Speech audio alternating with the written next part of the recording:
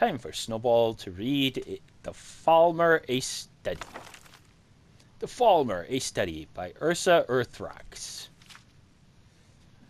I have studied and traveled and explored and observed, and my hypothesis has been confirmed that the twisted Falmer that inhabit the darkest depths of Skyrim are indeed the snow elves of legend.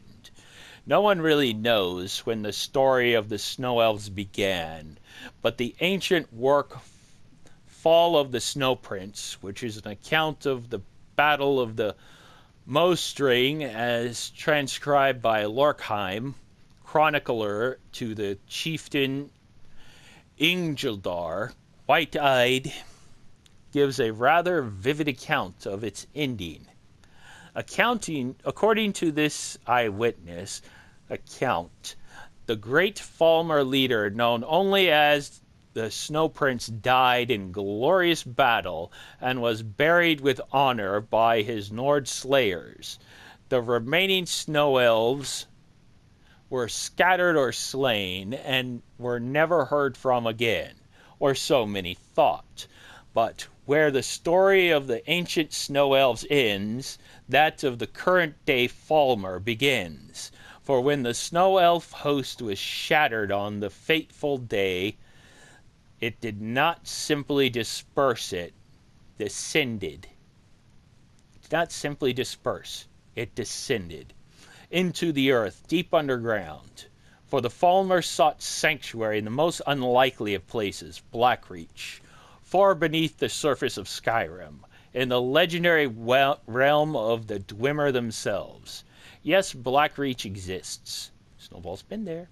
I have been there, and unlike most of those who have witnessed its terrible glories, I have returned.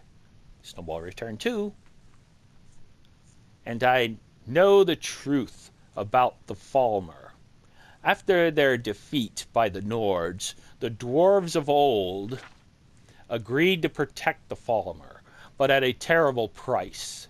For those Dwemer did not trust the snow elf guests and forced them to consume the toxic fungi that once grew deep underground.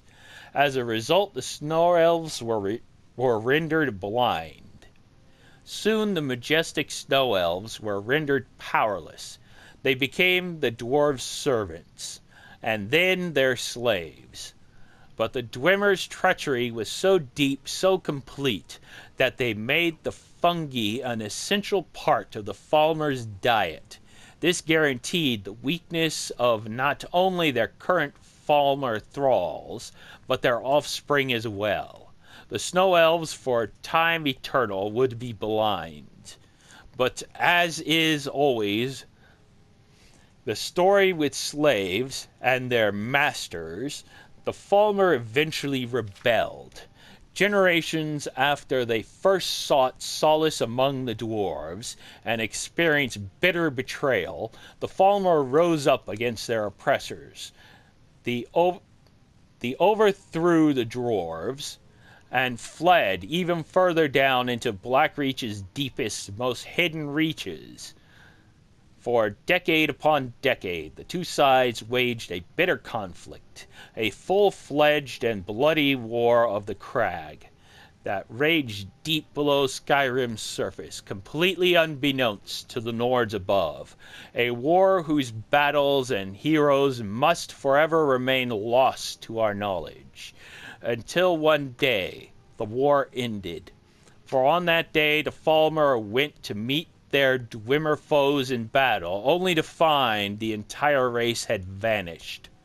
Finally free from the threat of their Dwemer overlords, the Falmer were able to spread freely through Blackreach. But years of fighting the dwarves had left them bloodthirsty and brutal. Feeling the need to conquer, to kill, they began mounting raids to the surface world. And so the legend began of small blind goblin creatures who would rise from the cracks of the earth in the dead of night to slaughter cattle, attack lonely travelers, and steal sleeping babies from the cribs. In recent years, however, the sightings of these creatures have become more and more frequent, their raids more organized, their attacks more brutal. In fact, one might even come to the conclusion that the Falmer are ready to change once again. Could it be true? Are the snow elves of ages past ready to reclaim their long forgotten glory? Are they ready to surge to the surface and make war upon the light dwellers? If that happens, if the Falmer are indeed planning on reconquering Skyrim, I fear a horror neither man nor gods could possibly stand against. And Snowball has read The Falmer, a study. Have a good day. Bye-bye.